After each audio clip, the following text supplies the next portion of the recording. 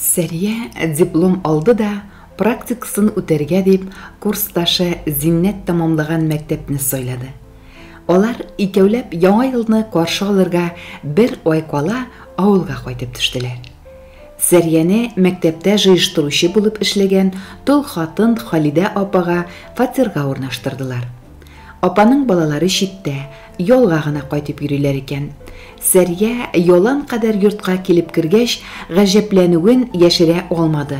Башка авыл йортларыннан ул зурлыгы белән генә түгел, затлы өй җиһазлары, зыялы итеп җыештырылуы белән дә аерылып тора иде. Халидә апа, җаным, бигрәк зур йортыгыз, арып бетәсездер, җыештыра.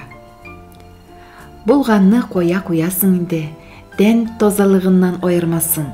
Ходай сәламәт кешегә эш гимнастика гына бит ул. Балалар да еш кайталар, булган эшне бетереп китәргә тырышалар. Сәрия юлдан алҗып та, ашыгып та килгән иде. Халидә апаның әзер өстәленнән баш тартмады. Юл сумкысыннан әнисе әзерләп салган күчтәнешләрне дә бушаткач, өстәл сый-хөрмәттән тагын да сыгылып, кунак көткән кебек булып китте.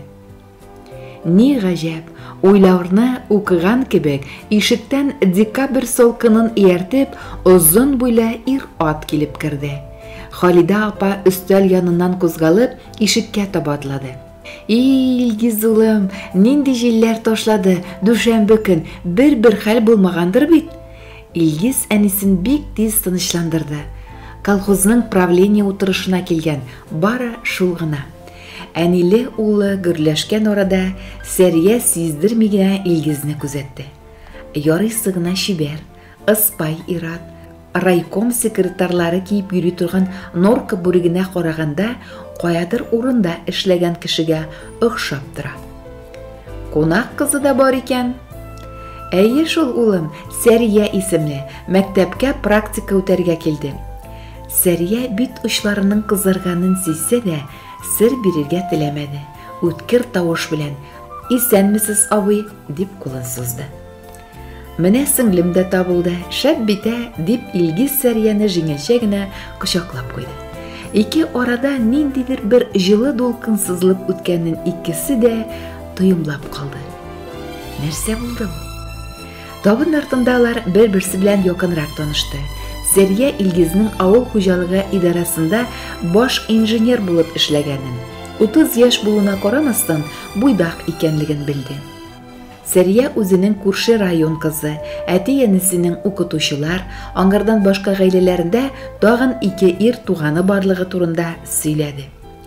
Сер түгел, 5нче курста укыганда кызлар диплом алыр алдыннан тормышның икенче ягында уйлый башлыйлар.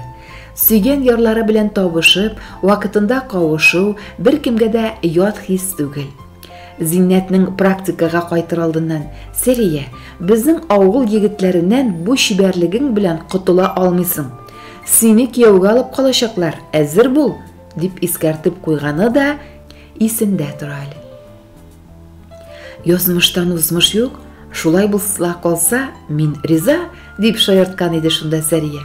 Бүтін яклап та булган килгән кебек булса да, аның шәхси тормышында алга китеш бик булмады. Сәрия үзе ошатып, күзе төшеп йөргән егетләр аңардан ераграк йөрергә тырышты. Үзен ошаткандарына күңеле төшмәде. Укытучы гаиләсендә үскәнгәме, таләпләр дә югары иде шул. Иртән Сәрия уянганда Илгиз район үзәгенә эшкә киткән. Халидә апа сыер савырга чыгып китеп бара иде. Халидә апа: "Әү балам, үзем савармын, хәзер тиз генә юынам да." "Юк, язмаганны үзем савам, киленем түгел дә инде син минем." "Булсам, саудырыр идегезме?" Сөйләшүнең бу якка китүен икесе дә көтмәгән иде. Бер юлы көлеп җибәрделәр. Халидә апа сыер савып кергәч, тәмләп иртәнге чәйне эчтеләр. Сәрия киенеп чыгып китим дигәндә генә телефон шалтырады. Халидә апа бераздан трубканы Сәриягә сузды. "Сәрия, хәерле иртә." "Хәерле иртә, Илгиз. Көтсәң, кичкә кайтып җитәм." "Нишләп көтмәсен инде? Кайт кына, өзелеп көтәм." Сәрия мәктәпкә киткәч, Халидә апа: "Ни булды әле бу?" дигән кебек урындыкка барып утырды. Әллә араларында бер хәл бармы? Кичә һава сулыйбыз дигән булып йөреп кирделәр. Иртән иртүк Сәрияне шылтыратып сорый. Юк, булмас, Илгиз балачага түгел дә инде, бер күрүдә гашык була торган. Аннан бит йөргән кызы Зилә дә озакламый кандидатлык диссертациясын яклап Мәскәүдән кайтып төшәчәк. Җәйгә туй дип сөйләшкәннәр иде. Ничек шулай тиз үтәсең бу кадерле мизгелләр? Талгын гына яуган кар астында балачага кебек җитәкләшеп йөрү, бер-берсенә беренче күрешүдә үк омтылган бу парга бик тә рәхәт иде. Җомга кичен ничек кенә сузырга тырышмасыннар, сәгать уклары инде шимбә ягына карый башлады. Халида апа йокламый, көтеп торадыр. Керик, Илгиз. Илгиз Сәриянең иреннәренә үрелде. Ай каядыр кереп яшенергә өлгерде, йолдызлар югарырак атылды. Бар галәмгә бары икәү, Илгиз һәм Сәрия калды. Бу кайнар мөхәббәттән башлар әйләнеп, йөрәкләр бер булган бәхетле мизгелләр. Кемнәр генә кичермәгәндә, кемнәр генә татымаган.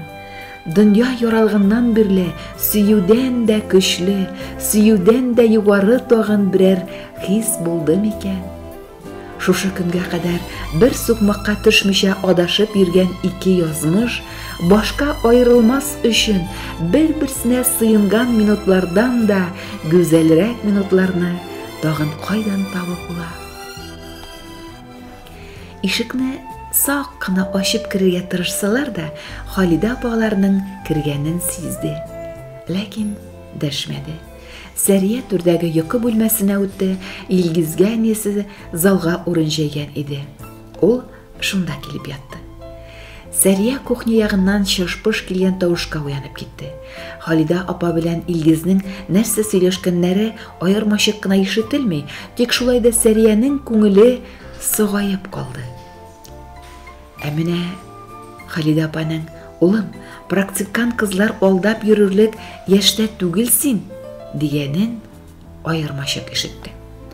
Машина кузгалып киткән тавыш ишетелгәч кенә торып мәктәпкә барырга әзерләнә башлады. Халида апа үзен көндәгечә тотарга тырышса да, Сәрия аңарда булган үзгәрешне сизде. Иртәнге чәйнең тәме бүген икенчерәк тоелды. Кара, тиз үтә икән бу практика дигәннәре. Календар үтеп барган елның тагын 10 көнен генә саныйсы калган икән ләбаса. Икесенең дә үзешчән сәнгатькә актив студентлар булганлыгын белгәнгә, завуч Сәрия белән Зиннәткә яңа ел кичәсен әзерләшергә җәлеп итте. Шуңа күрә бүген дәресләр беткәч Сәрия белән Зиннәт кайтып китәргә ашыкмады. Буфеттан тамак ялгап алганнан соң кичәгә кызыклы детальләр уйлап утырдылар. Мәктәптән кайтырга чыкканда урамда караңгы капкан, әмма ай яктысы шул кадәр якты, җирдә яткан энәне дә табырлап. Сәрия белән Зиннәткә таба каршы килгән Илгизне алар ерактан ук таныды. "Жизни атна уртасында нишләп йөри ул авылда?" дип ычкындырды Зиннәт. Каян белде икән Зиннәт безнең Илгиз белән мөнәсәбәтләрне? Әле үзебез дә ныклап аңлап бетермибез. Чын хисләрме, вакытлы мавыгымы? Дип уйлап куйды Сәрия. Зиннәт белән кул бирешеп күрешкәч, Илгиз Сәрияне култыклап алды. Шул минутта Зиннәтне алыштырып куйдылармыни? Аның йөзендә ниндидер нәфрәт хисләре пайда булды. Ул Илгизнең яңагына сугып җибәрде. Үзе күз ачып йомганчы якындагы тыкрыктан төшеп югалды. Бер нәрсә аңламый калган Сәрия тораташ булып катты. Илгиз Сәрияне тынычландырырга тырышып кочагына алды. "Илгиз", диде Сәрия. "Зиннәт белән безнең арада берни дә юк. Нәрсәгә көнләшкән булып кылануын үзем дә аңламыйм." "Сәрия, синең монда бер гаибең дә юк." Сәриянең күзләрендә: "Я, тизрәк аңлат инде, югыйсә әллә ниләр уйлавым бар" дигән караш ята иде. Илгиз башта иелеп кар алды. Кызара башлаган яңагына куйды. Аннан Сәрияне кайту ягына түгел, икесе дә яратып өлгергән аръяк юлына алып китте. Сәрия көләргә дә яларга да белмәде. Зиннәт Илгизгә җизни дип эндәшкәндә, күз алдында Сәрияне түгел, ә үзенең бер туган апасы Зиләне тоткан булып чыкты. Илгизнең Зилә белән ярты елдан артык хат алышмыйбыз. Зиннәт безнең аралар өзелгәнен белми. Хәер, әнигә дә син тормышыма килеп кергәч кенә аңлатып бирергә туры килде. Дигәненә ышаныргамы, ышанмаскамы белми аптырап калган Сәрия эндәшмәде. Айрылышларның сәбәбе Зиләнең район үзәгендә яшәргә теләмәве. Илгиз Мәскәүгә күчәргә риза булганда гына аңа кияүгә чыгачагын ультиматум итеп куюын әйткәч, бераз җиңеллек кергәндәй булды. Ай, икегез, тигез гомер итегез, икегез дә пар килгәнсез, тигез гомер итегез. Җәй бөтен тәрәзәләрне шыр ачып салган. Туҗыра йорт эшенә генә риза булмыйча, урамга бәреп чыгып, әллә кайларга кадәр таралып китә. Җыр гына түгел, Илгиз белән Сәриянең сыю хисләре дә күкрәкләренә сыя алмай ташып, күкләргә талпына, күз күренмәс киңлекләргә тартыла. Алар бер-берсенә шул кадәр сыенып утырганнар, әйтерсең кемдер килер дә айырып, икесен ике якка ыргытыр төсле. Юк, айрылыр өчен кавышмадылар. Сөеп-сөйлеп яшәр өчен, бер-берсенә тиң пар итеп яратылмаган булсалар, каян килеп очрашырлар иде. Туй турында әкият дөньясыннан килгән мөхәббәтнең утырганына алар гына түгел, гүя бөтен галәм шатлана, сөенә иде.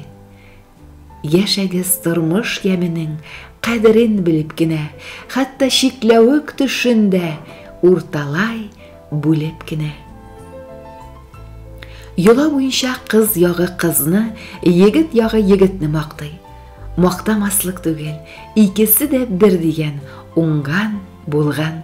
Бигрәк тә Сәриянең әти-әниләре горурлык кичереп утырдылар. Шулай булмый ни, Сәрия кебек кызлар бармак белән генә санарлык. Кадерле кәләш кияү, кода-кодачылар, кунаклар, якын дуслар, хөрмәтле туганнар.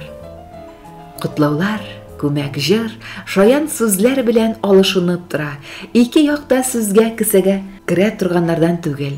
Әзрәк кызмача булып алгач, Сәриянең әтисе дә яраткан җырын сузып җибәрде. Чылбырдай тезелеп, кайтыгыз торналар. Бу күлдәй камышлы, гүзәл күл кайда бар? Бу җырдан соң кияү ягы. Әллә кода кияүләренең нәселе торна кушаматы йөрткәнен белмиме? Әллә белеп җырлыймы дип тын кала. Тик узакка түгел, шаянлыгы белән инде бөтен табынны яулаган Илгизнең ике туганы Мифтах кушаматның тарихын сөйләгәч, күздән яшьләр чыкканчы көлеш китә. Туй кызганнан кыза. Өченче тәнәфескә чыккач, Зәлифә җиңги Илгиз белән Сәрияне шыпырт кына чакырып алды. Ике йорт аша кияү түшәге әзерләнгән иде. Тик беренче уртак төн өчен дип калдырган ымсындыргыч, кабатланмас мизгелләр икесен дә бөтереп үзенә тартып алырга торганда, шайтан да күзләрен йоммады. Сәрия кыенсынып ялангач тәнен капларга юрганына үрелде. Җаным, син минеке, мин синеке, оялма дигәнгә, эреп төшмәскә тырышса да, иренең кочагына кирип киткәнен сизми дә калды. Илгиз аның өчен генә сакланган саф гөлнең таҗларын сакланып, иркәләп, назлап кына ачты. Хатын-кыз назын үзенә кирәк кадәр тартып караган Илгиз моңа кадәр булмаган хисләр дулкынында кайнады. Мин сиңа бер вакытта да хыянат итмәячәкмен, җаным, дип кат-кат кабатлаганда, теге шайтан тавышсыз гына үзенең почмагында көлеп утырды. Илгизләр яшәгән йортның капка алдына яшь киленне каршыларга дип күрше-тирә агай-эне җыелган. Зиләнең әнисе белән әтисе Тәнзилә белән Мисбахның юклыгын каршылаучылар абайламай калмады әлбәттә. Кайсы килмәүләрен хуплады, кайсы Зилә белән Илгизнең аралары 5 былтыр суынган, нәрсәгә үпкә салырга инде дип тел шарлады. Машиналар кычкырта-кычкырта ишек алдына үтте. Илгиз Сәрияне күтәреп алды да ап-ак мендәргә бастырды. Халида апа Сәриягә бал май каптырды. Төкле аягың белән киленкәем, күңелең май кебек йомшак булсын, телең бал кебек татлы булсын. Туйдан соң бер атнада узмады, Илгизне райкомга чакыртып алдылар. Райком секретаре сөйләшүне кыска тотты. Илгиз Калимулович, сезнең кандидатурагыз өлкә комитетта каралган. Бик җаваплы эш тәкъдим итәләр. Иртәгә җавап бирергә кирәк. Ришат Талиповичка җавабы уңай булачагына Илгиз шикләнеп тә карамады. Чөнки партия агзасына өлкә комитет карарына юк дип җавап бирү, үзең теләп тамукка төшү дигән сүз булачак. Сәриясе дә каршы килмәс, хатын кызга нәрсә, ире кайда, ул шунда. Диплом алганына бер айда юк, кайда эшкә урнашса да, аңа барыбер түгелмени? Менә әнисе генә ничек кабул итәр? Быел 60 яшен тутыра бит, яшәрергә таба бармай. Илгиз авылда йорт салыр алдыннан әнисе: "Картайган көнемдә минем бер үземә нигә кирәк шундый зур йорт? Сез берегез дә монда кайтып яшәмәячәксегез барыбер" дигән иде. Әнисе хаклы булып чыкты түгелмесең? Ярар, алда чамаларбыз дип Илгиз район үзәгендә 3 ел буйдак тормыш белән яшәгән фатирына ашыкты. Сәриягә хуҗабика роле килешкән. Үзе дә аш-су бүлмәсендәге өстәлдә балкып тора. Илгиз тамак ялгап алганнан соң райкомдагы сөйләшүне Сәриягә җиткерде. Син каршы түгелсеңдер бит, Сәрия? Башыма тай типмәгәндә инде минем. Нишләп каршы булыйм? Тик кайда яшәрбез соң? Бу фатирны кемгә калдырырбыз? Сәрия, барысын да үзем җайлармын. Кияләнмә. Илгиз Сәрияне күтәреп алды да залдагы диванга юнәлде. Иреннәр иренгә кушылгач, әле генә ике арада булган җитди сөйләшү кайнар куенда эреп, каядыр юкка чыкты, югалды. Сөю фәрештәләре оялып, күзләрен йомды. Зиннәт Мәскәүгә иртәгә апасы диссертация якларга тиеш көнне килеп җитте. Хатта өйрәтеп язганча, башта метро белән барды, аннан троллейбуска күчеп утырды. Троллейбус тәрәзәләреннән Мәскәү урамнарын карап бара торгач, кирәк остановканы узып киткәнендә сизми калды. Көндүз дә бик матур башкала. Төнне тагын да гаҗәбрәктер әле. Бер атнада күреп бетереп булыр микән? Ә күрәсе килә. Күпләргә тәтими әле бу бәхет. Зиннәтнең апасы Мәскәүгә аспирантурада укымаса, белмим, кайчан барып эләгер иде әле ул башкалага. Энекәшен 4 күз белән көтеп алды Зилә. Беренчедән сагынган иде, сагынырлык та шул. Зилә авылга яңа ел каршылаганнан соң башка кайтып йөрмәде. Диссертациясы буенча да бушамады. Илгиз белән аралар бузылу да сәбәп булды. Икенчедән Зиннәт апасына республикага эшкә кайтырга дигән юлламаны алып килергә тиеш. Зилә диссертациясын яклагач, Мәскәүдә калмаска уйлады. Үзе укып бетергән медицина институтының акушерлык һәм гинекология кафедрасына эшкә кайтырга уйлаганын әти-әнисенә хат белән язып җибәрде. Ә алар эшне озакка сузмый, сәламәтлек саклау министрлыгында эшләгән тугандары Таһирга мөрәҗәгать иттеләр. Ул кулымнан килгән кадәр ярдәм итәрмен дип ышандырган. Зиннәтнең авыл күчтәнешләре тулы зур юл сумкасын бергәләп бушаттылар. Зилә үзе дә буш кул белән көтеп тормаган. Мәскәүнең зиннәтле ризыклары белән хәлилнән килгәнчә суыткычын тутырып куйган. Тамак ялгырга утыргач, сүз башта әти-әниләре, туган-тумаша, таныш-белешләре хакында барды. Зиләнең иртәгә җаваплы көне булуын истә тотып, Зиннәт сүзне кыскарак тутырга, бигрәк тә Илгиз белән Сәрия тирәсендә ялгыш борылып китмәвен теләде. Апасы: "Эш буенча яңалыклар бармы?" дип сорагач, җиңел сулап, түкми-чәчми сөйләргә кереште. Таһир абыйсы Зиләгә республика шифаханәләренең берсендә бала тудыру йортында җитәкләргә урын сөйләшкән. Медицина институтында укытырга әзрәк практика алгач барыр. Бу эшендә яшәү урыны да хәл ителер. Кайтсын, бер үк Мәскәүдә калмасын дип кат-кат әйтеп җибәргән.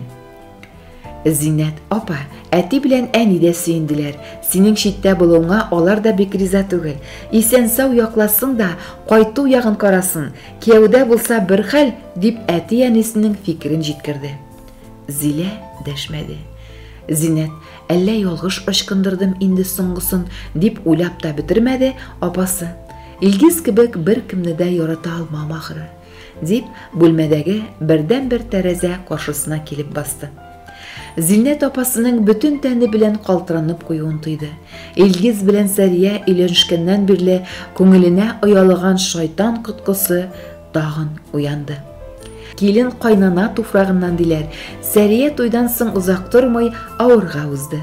Шатлык өстенә шатлык дигәндәй Илгизгә башкала үзәгендәге бер бүлмәле фатирның ачкычында тоттырдылар. Ярты ел Сәриясез башкаладагы апасы гаиләсендә яшәү аны ялкыткан иде. Шуңа күрә командировка мазар булса, һәр вакыт сөенеп кабул итә. Бигрәк тә үзләренең яки үзләре белән күрше районнарга туры килгәндә. Әле бүгендә эш сәфәре тамамлану белән авылга Сәриясе янына ашыкты. Машина капка төбенә килеп туктау белән, кай арада күреп калган кояш кебек нур сибеп Сәриясе йөгереп чыкты. "Ничек, малай үсәме?" дип Илгиз хатынының сак кына кочаклап калды. Бер-берсенә сырпарланып, иркәләнеп, шаярышып сагынуларын бушаттылар. Халида апа югары очта яшәүче килендәше Сабираның хәлен белергә киткән иде. Соңгы вакытларны бер дә тазалыкка туймый. Югыйсә яшь бит әле үзе, 50-се дә узган ел гына туды. Шифаханәдә дә ятып чыкты, файдасы бик булмады бугай. Шаян көр күңелле Сабира бирешмәскә тырышса да, шир үзенекен итә. Күзләреннән элеккедәй очкын сибелеп тормый. Халида апаны артык арытасы килмичә озак утырмады. Кайтырга кузгалды.